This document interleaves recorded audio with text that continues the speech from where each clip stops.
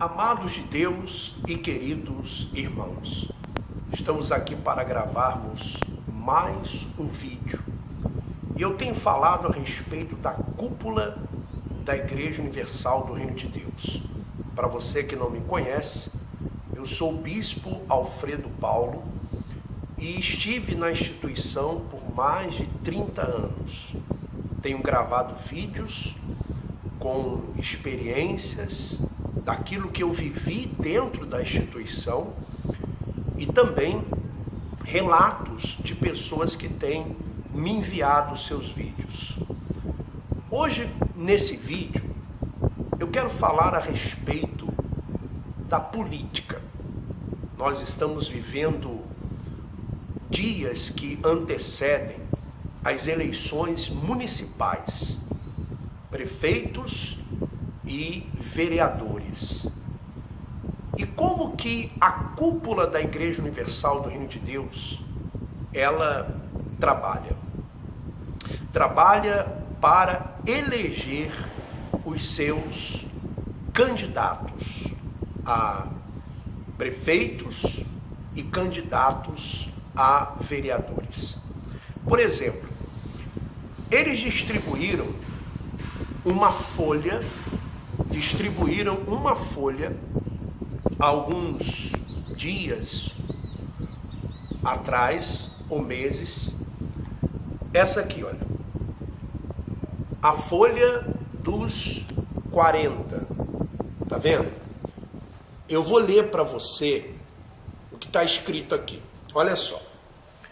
40. Ganhador de almas. Ministério de Deus. Todas as vezes que o número 40 aparece na Bíblia, houve uma mudança na história de vida do povo de Israel. Ninguém consegue explicar, mas uma coisa é certa: o 40 é de Deus e abençoa. Durou o dilúvio por 40 dias sobre a terra. Deus fez aliança com Noé e uma nova geração foi formada através dele e sua família. E aí, eles pedem para pegarem 40 nomes. Eles deram isso aqui para os obreiros, evangelistas, jovens, grupos, para que eles, então, eles buscassem pessoas, deixa eu colocar aqui o computador, para que buscassem pessoas e pegassem o nome dessas pessoas, pegassem o WhatsApp dessas pessoas, dizendo que iriam orar por essas pessoas. Quando, na verdade, o objetivo não é oração. O objetivo são os votos dessas pessoas. São os votos. Olha só como a cúpula da Igreja Universal do Reino de Deus, ela trabalha. Eu vou colocar para você um áudio, porque tem me chegado vários relatos sobre a política. Obreiros que estão trabalhando para outros candidatos, eles estão perdendo o uniforme. Obreiros que estão saindo como candidatos a vereadores e não estão apoiando os candidatos da Igreja Universal do Reino de Deus, eles estão sendo colocados no banco, ou seja, não podem vestir o uniforme e não podem participar das reuniões de obreiros. É verdade ou não é, obreiro? Você que está assistindo esse vídeo. Olha só o áudio de um pastor de Minas Gerais que cuida da política. Ele mandou para os grupos falando a respeito dos 40. Ouça só. Pessoal, bom dia. Hoje são 12. Nós temos poucos dias pela frente para recolhermos a folha dos 40. Então não vamos deixar cair no esquecimento do pessoal não, dos grupos, tá bom? tanto devemos lembrá-los de tirarem uma cópia até o dia 20 e entregarem para a gente. Quando vocês receberem aí as cópias, vocês devem recolher e trazer para a gente aqui na catedral.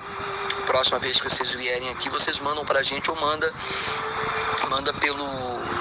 na segunda, tá bom? Na prestação. E passem esse recado para todos, que a folha deve ser recolhida, no caso uma cópia. A outra pode ficar com a pessoa para ela continuar ligando até o dia 1º, até o dia 2, né? Mandando mensagens, e uma cópia deve chegar nas nossas mãos.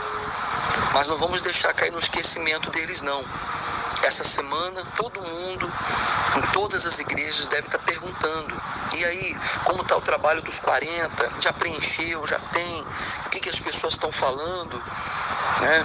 Nas reuniões, perguntarmos aí quem completou, dá aqui seu testemunho, dá aqui o seu exemplo, como é que você fez para conseguir.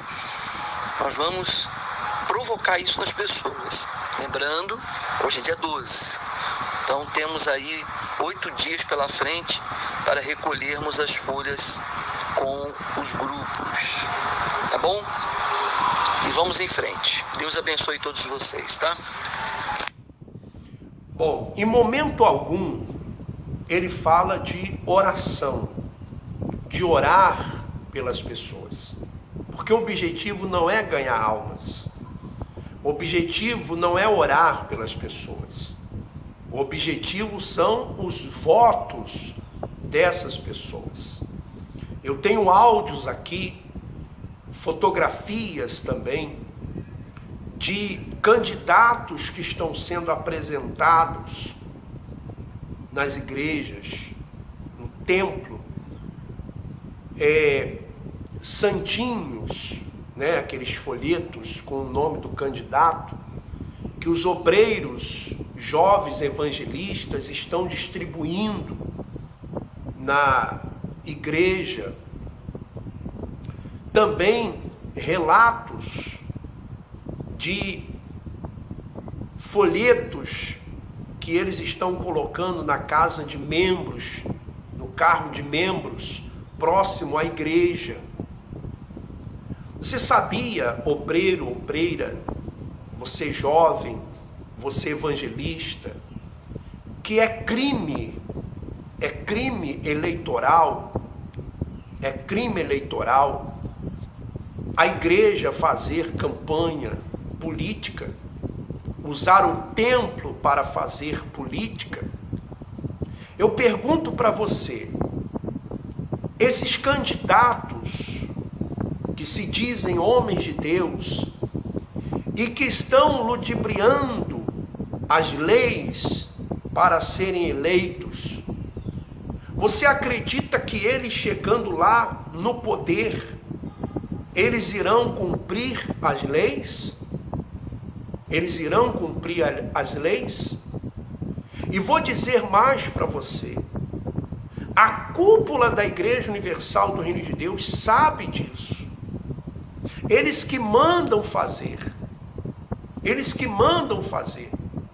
E vão mandar fazer boca de urna no dia das eleições. Vão usar jovens, vão usar evangelistas, vão usar auxiliares, vão usar pastores, esposa de pastores, como estão usando as redes sociais já dos pastores, obreiros, jovens evangelistas. E a cúpula da Igreja Universal do Reino de Deus sabe de tudo isso. Porque para a cúpula da Igreja Universal do Reino de Deus não importa os meios, desde que se alcance os fins, os objetivos. Porque o Bispo Macedo vai chamar depois das eleições, ou vai receber do diretor ou do presidente do PRB, do Marcos Pereira, que agora é ministro, certamente vai receber um relatório de quantos vereadores o PRB fez, de quantos prefeitos o PRB fez. Assim como os pastores apresentam um relatório de ofertas, de crescimento, vai ser também apresentado um relatório de votos e um relatório de candidatos eleitos. E eu pergunto mais uma coisa: será que Deus quer mudar um bairro, uma cidade, mudar um estado, mudar um país, uma nação através da política? Porque a história mostra que quando o Estado se mesclou com a política, com o cristianismo, o Estado se mesclou com o cristianismo, com a religião, então surgiu a Igreja Católica. Por exemplo, Deus, ele nunca quis que o povo dele fosse governado por um rei. Leia a Bíblia lá em Samuel, 1 Samuel, e você vai encontrar. Não foi Deus quem quis um rei, foi o povo que quis. E Deus até se sentiu rejeitado. Porque se um político, por exemplo, aqui no Brasil, vamos supor que ele seja evangélico, ele é evangélico. Então, se ele se eleger, ele não vai poder beneficiar os evangélicos. Isso é enganação, porque nós vivemos num país laico, ou seja, todas as religiões, elas têm os mesmos direitos. O Estado, ele não pode privilegiar uma religião. Então, por exemplo, se aqui no Rio de Janeiro o Marcelo Crivella ganhar as eleições, ele não vai poder beneficiar a Igreja Universal do Reino de Deus. Ele não vai poder beneficiar os evangélicos. Por quê? Porque não pode, é contra a lei, a não ser que ele seja um ditador. E com certeza, o Ministério Público, com certeza, as autoridades não vão permitir isso, porque se ele fizer alguma coisa para os evangélicos, ele terá que fazer para os católicos, para os espíritas, budistas, para todos. Ele terá que governar para a sociedade. Assim como um vereador, ele tem que legislar para a sociedade, para o município. Então, esse chavão ou essa desculpa de que vai defender o evangelho, que vai defender a igreja, isso é conversa.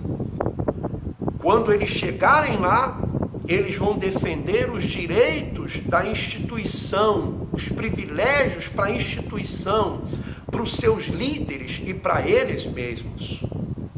Quantos vereadores evangélicos que se dizem evangélicos, deputados que se dizem evangélicos, estão envolvidos em corrupção? Hoje, segunda-feira,